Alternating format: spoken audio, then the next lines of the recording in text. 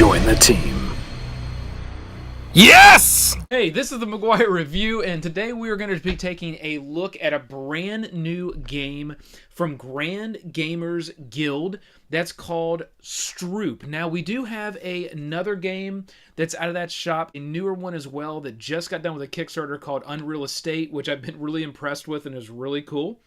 But this one is based on the Stroop effect. This game does play some tricks on you from a mind perspective. It is a game of perception and perplexion, as it says here on the box. Stroop is a real-time observation game based on the psychological Stroop effect. So this is based on something real, a mental hiccup caused by different functions of the brain interfering with one another. So that's what you're going to find here in this game. It is a nice small form factor, good for travel.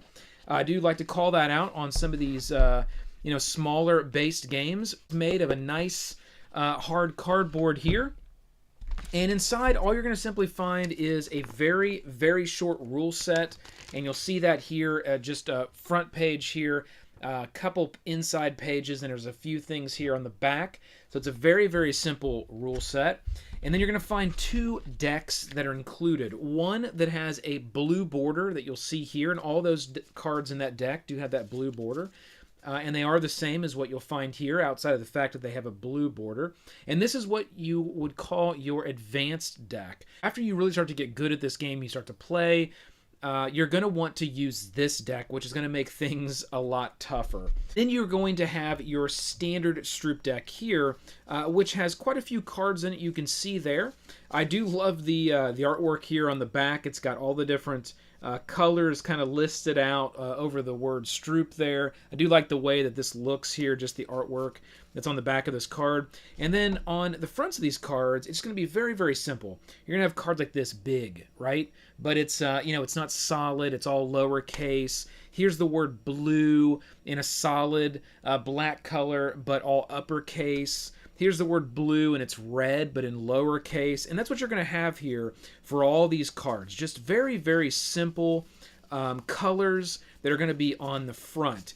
You may say, well, what am I going to do with that? Well, it's very easy. You got 2 to 4 players, 15 minutes, so it is a quick little filler type game, which I love. And what you're going to essentially do, very simple, is you're going to deal out 15 cards to each player. So let's just say that, I had 15 cards here that I gave to one player, and I had 15 cards here that I gave to another player, and we just had 2 people that were playing the game.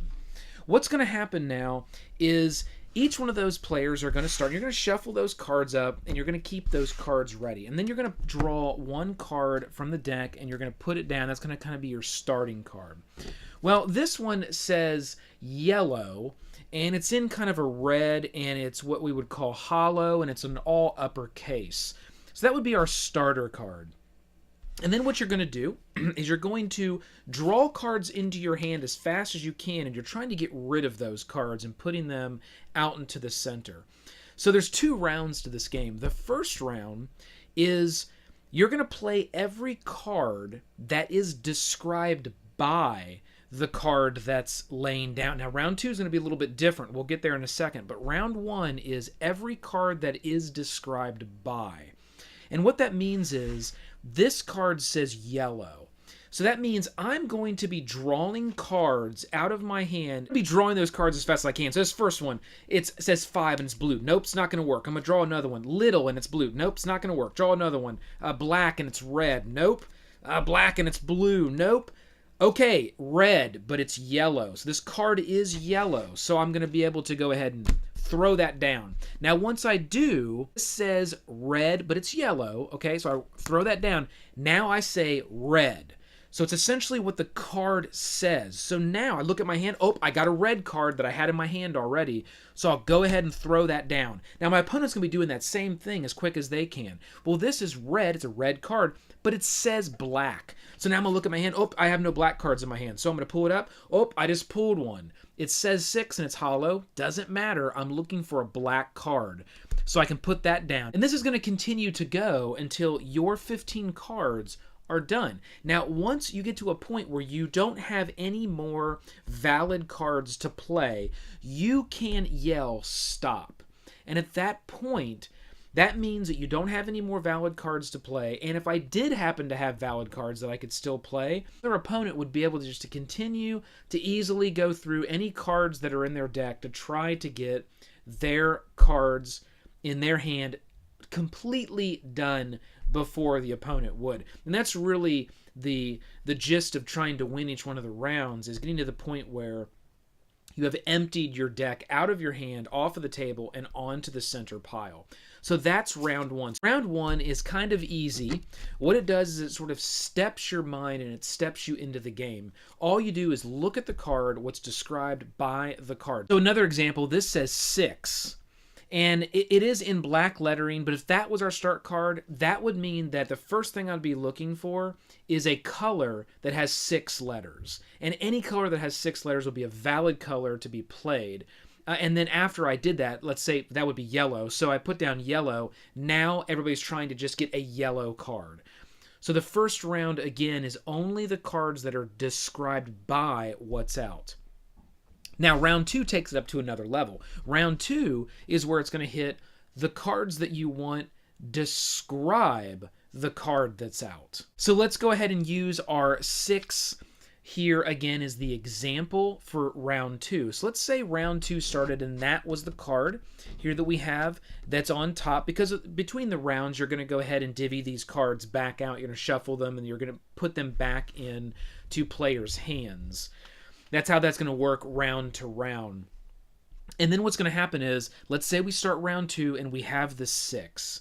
Well, this 6 is 3 letters long. This 6 is also hollow. This 6 is also black lettering. And this 6 also is lowercase letters. We could play any card in our hand that falls into any of those categories. So this is where it really takes it up a level, because not only are you trying to do this faster than your opponent, trying to do this and find any card that works. So I may be able to play this card right here that says hollow and it's blue.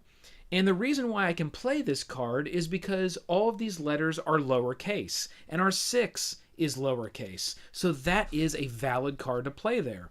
Now, let's say our blue hollow is down. So, well, now I can play a blue card. I can play a card that has lowercase letters. I can play a card that has 1, 2, 3, 4, 5, 6 letters. So this would be a great one. I could throw down a blue hollow 6. That would work on multiple levels. It's blue, much like our card here that says hollow. It's also hollow lettering, and it's lowercase lettering. So that would work as a valid card. Well, I could now play this one that says big and is hollow. And the reason is because this card is hollow like our 6. Now it says big and it's hollow. So we can play a blue card, a hollow card, a card that has 3 letters like 6. Or we can find a card like this. This says little, it's in all black lettering, but it's big. So it has big letters. I could play that.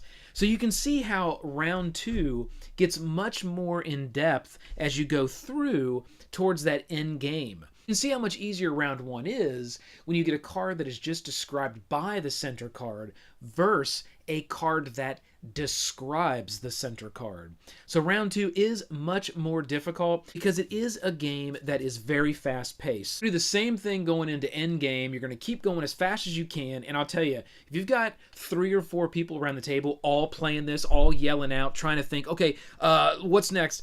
It really gets intense. It's a lot of fun. I think it's a great party game.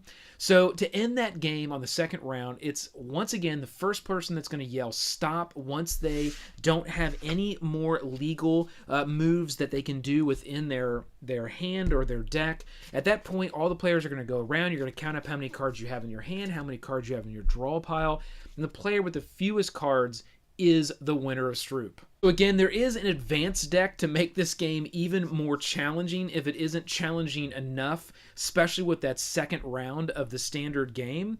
And you do have one more rule here that's called mistakes.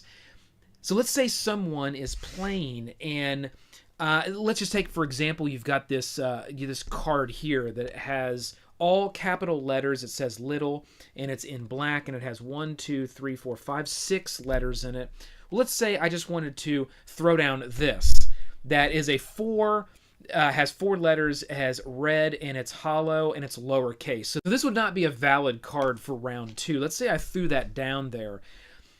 With everybody playing so fast, if you're able to catch that mistake that someone made, you could yell mistake, and that person, it stops. That person has to pick that card up and put it back in their hand. If you got 3 or 4 people all playing, you're using enough mental power to look at your cards and try to get out the card that matches the best with what's out there, much less trying to catch someone else's mistake. So if you're even able to do that, kudos to you. That's Stroop from Grand Gamers Guild. I do like this game. I think it is a fun little filler. I've had some good times playing this game, and again, it is a great party game. So this is definitely a buy if you come across it. If you're into these types of games, remember it's going to be a fast-paced, you're thinking on the fly kind of game, and it's a great filler. So look forward to the Unreal Estate video we're going to have from these guys coming up soon here as well. Hit that like, click the subscribe below to join the team, ring the bell. This has been the McGuire Review, and we'll see you next time.